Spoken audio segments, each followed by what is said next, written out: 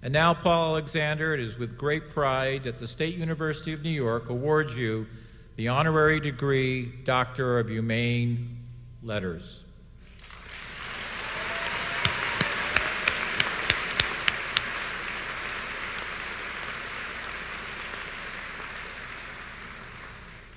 By virtue of the authority vested in me and by the faculty of the State University of New York concurring, I confer upon you the degree Doctor of Humane Letters and invest you with the rights and privileges pertaining thereto.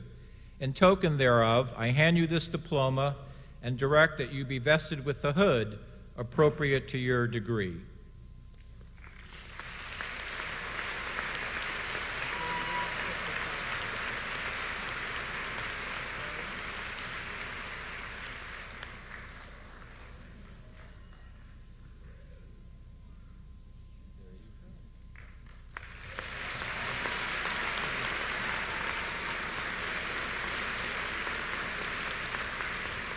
I will now ask Paul to address the graduates.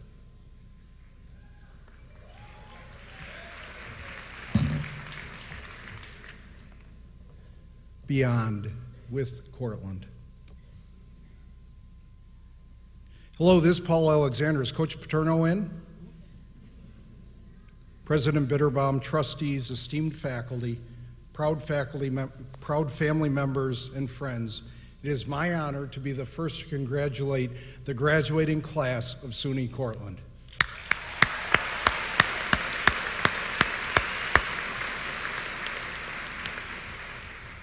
Her name was Mel Capobianco. It was the spring of 1983. Mel was a football receptionist at Penn State who took my call and replied, "Coach Paterno was waiting for your call and that he wants you to call him at home." At that time, the captain of the Penn State football team was Rogers Alexander. Mel had the two of us confused. I had just received a call from Brother John Walsh, principal at Cardinal Mooney High School in Rochester, New York, where I went to high school. Brother Walsh asked me to come back to Mooney and teach science and coach football. I said, let me try to call Coach Paterno one more time. Coach Joe Paterno was a demigod, the legendary college football coach at Penn State, and my idol for as long as I can remember. I was at Penn State as a graduate assistant in the physical education department, committed to getting my foot in the door with Penn State football, some way, somehow. I had contacted Coach Paterno at least 20 times, asking to help out, to do anything, to coach, water boy, equipment assistant, anything to break into Penn State football. No, no, no, no, were the replies. So I called one last time. Coach Paterno, this is Paul Alexander, and I'm interested in helping out coaching. In a startled rage, Coach Paterno said in his high-pitched voice, "You can't call me here. Who gave you this number? I don't have time for this." The next morning, I received a call from the offensive coordinator, Coach Dick Anderson. "Paul, Coach Paterno said that you'd like to coach. Can you come down for an interview this afternoon?" So I raced to the football office with my heart in my throat. Coach Anderson put me in an office with a 16-millimeter Kodak analyzer projector and a canister of film of the 1981 Iowa defense versus the University of Illinois. And my charge was to dissect the game.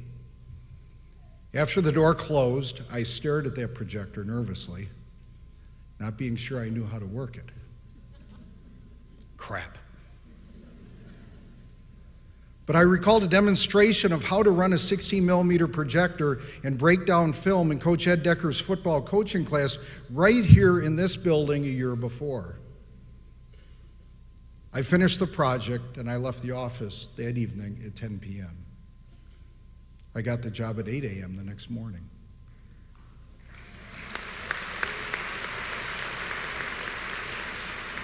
Had I not taken that class, my fate would have been Cardinal Mooney High School and not Penn State.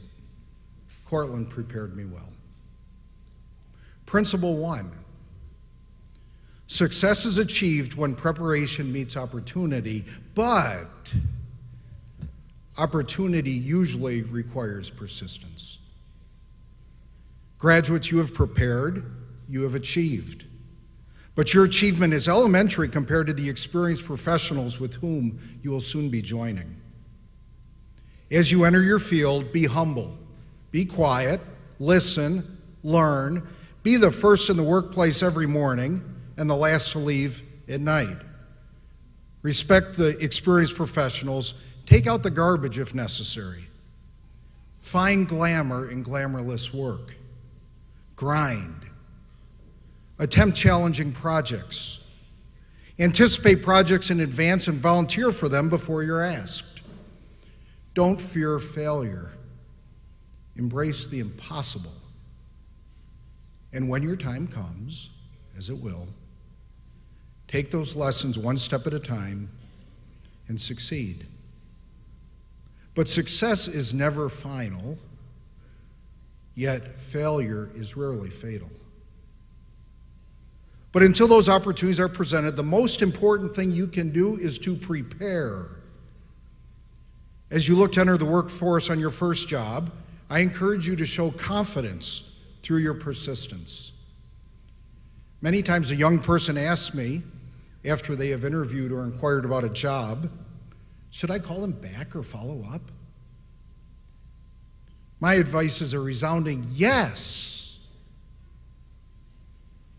And follow up with something meaningful, not just it was a pleasure to meet with you today. Here's a reality. If someone wants to hire you, then they're going to take your call or your email. If they're not going to hire you, they're not going to take your call. But it doesn't matter anyways, you weren't getting the job. The bottom line advice here is to exude the humble confidence of a candidate who is eager and well prepared. For success is achieved when preparation meets opportunity, but opportunity usually requires persistence. Willie Anderson was a great offensive tackle who I had the pleasure to coach most of his career. Willie was a massive athlete from Auburn University, one of the greatest competitors to ever live, a multiple-year All-Pro player, a surefire Hall of Fame player had the Bengals been better during his prime. Willie Anderson matched up against a player named the Freak. Javon Curse was his real name. Curse was a massive athlete from the University of Florida who looked like Adonis. The Freak was tall, lean at the waist, broad-shouldered, with powerful arms, hips, and legs. One of the fastest defensive ends to ever play the game. He led the league in sacks and was once recognized as the best defensive player in the NFL. He was a freak. Willie played against the Freak probably 20 times during his college and pro career. The Freak never, ever, not once, ever beat Willie Anderson for a sack. Willie's domination over the Freak was so impressive that the Tennessee Titans coach once voted for Willie Anderson as the league's most valuable player. Towards the twilight of his career, I asked Willie how he was able to block the Freak so well. And his answer, I never looked at him. What do you mean you never looked at him? Willie said, I'd look at the quarterback in the huddle, and then at the ground as I went to the line. I could see his shadow. I made my block, but I never looked at him. After the play, I went back to the huddle without looking at him. Why, I asked. My God, he was a freak. If I looked at him, I would make a mistake. Then he would beat me. Here was one of the greatest players to ever play the game telling me that if he trusted himself, his skills, and his talents, that he was unbeatable. But if he allowed a competitor to intimidate him, to crack his technical focus, then he might fail. Principle 2, trust your skills and don't be intimidated by the competition. Graduates, you have spent your lives to this point as students developing skills. You have learned strategies and academic content meant to give you perspective and strength. You have had some great teachers. You have observed some great role models. You have identified some professionals who you admire and hope to be like. My advice, Don't try to be the person you admire. The most successful people understand their own skin, their own core values, and their own innovative solutions. The world does not need you to be someone else. Successful professionals look beyond the standard practices. They are creative. They're innovative. They observe and they notice marketplace trends and needs. They're able to take their fresh ideas to organize them so that they can act with courage, to assume risk, to achieve. Sometimes your competition is not necessarily a person, but the standard norms of a profession itself, a product, the data, or the initiative. But trust your skills and don't be intimidated by the competition. My mother, who escorts me today, is a champion of education. A career educator in the Rochester City School District, mother of 4 boys, all Eagle Scouts, a doctor, a lawyer and judge, a government professional, and a football coach. Mom made us study. Her vocabulary was so extensive, included such obscure words that we believe she made them up. Mom and Dad piled us up into our 1970 Vista Cruiser station wagon and took us to places we hadn't seen. The Boston Freedom Trail, lobsters in Maine, red and white sand beaches on Prince Edward Island, Northern Pike in Ontario's Algonquin Park, the Symphony, Fenway Park, Amish country, the Liberty Bell, our nation's capital, monuments, museums. I would like my mom to stand today and ask everyone to help me acknowledge her as the greatest inspiration in my life.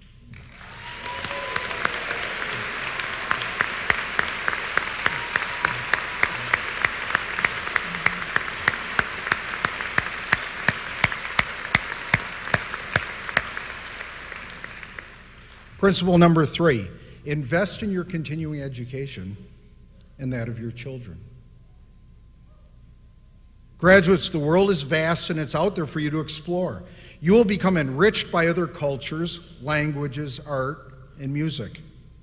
Celebrate differences in others. Encourage disagreement of opinion. Listen with open ears. Engage in intellectual discourse. Respect other people's political views. Rejoice in our differences. If you choose your friends wisely, you can learn from them as well. 3 of my closest friends are here with me today, John and Wayne.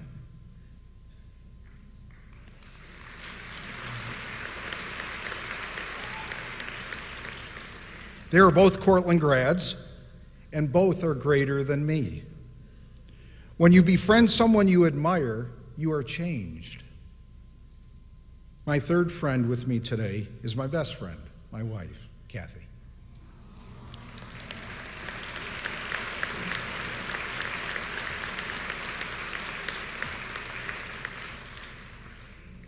I call her Red, and she's perhaps the best teacher I know. She is the reason I can focus all my energy into coaching professional football. NFL coaches aren't home very often, and when they are, sometimes their concentration somewhere else. Red approaches being a mom with the same energy with which I approach coaching.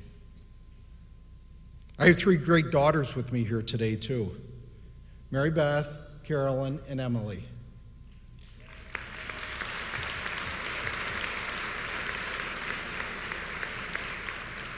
Each of them are unique, special individuals. I love each of those girls, and they make me very proud.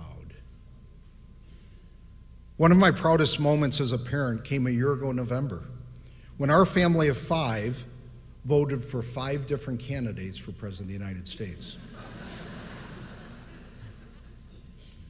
Hopefully, we were able to give our kids the gift of critical, independent, and creative thinking. Give that gift to yourself. Give that gift to your children. Spend your resources on experiences. Learn a skill that you think is impossible. You can do it. And when your golden years come, it's important to keep learning. For man's mind, once stretched by a new idea, never regains its original form. Oliver Wendell Holmes. Invest in your own continuing education and that of your children. Before wrapping up this epic, long-winded address, I would be remiss with my remarks if I didn't acknowledge my admiration for Cortland's gem, our president, Dr. Eric Bitterbaum.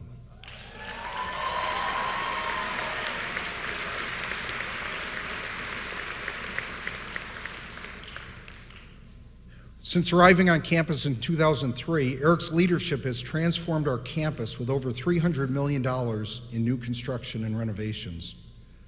Last year, nearly 13,000 students applied to Cortland for roughly 1,500 spots. The average student's academic average was over 90%, with an average SAT of 1140. I would have never gotten into Cortland now. But you all have something that your parents and I didn't have. It's called grade inflation. There were no A pluses when we were in college. Not only that, we still have the strongest athletic teams in the nation. You'll not find a college president who cares more or is more supportive of his students, their organizations, and their teams. I hope Dr. Bitterbaum remains our president for the next 20 years.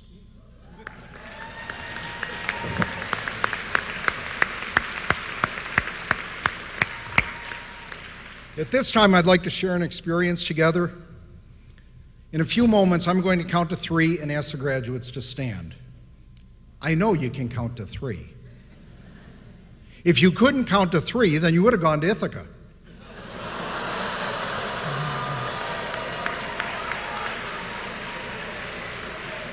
I hate that school.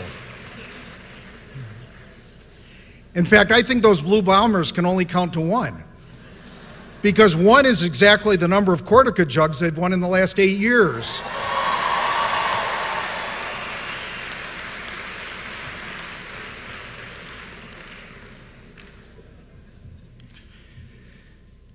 So after I count to 3, I'm going to ask you to stand and find your mom, especially on this Mother's Day weekend.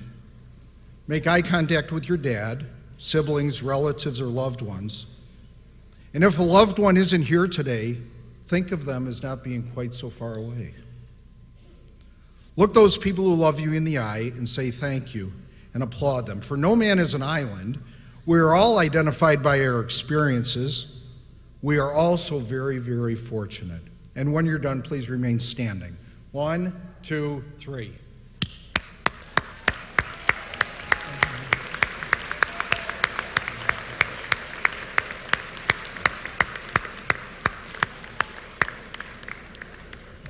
Now, parents, family, and loved ones, it's your turn. Not yet. I know we have some Ithaca grads over there. On the count of 3, please stand and applaud your child for their great achievement today, and most importantly, mouth these words: I am so proud of you.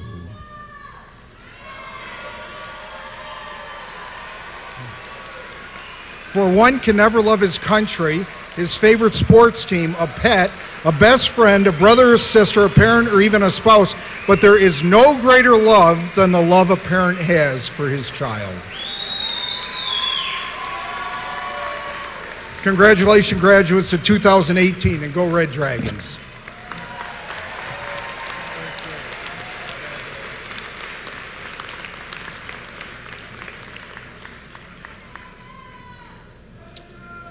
Paul, thank you for those insightful remarks. Great. We're about to confer the degrees.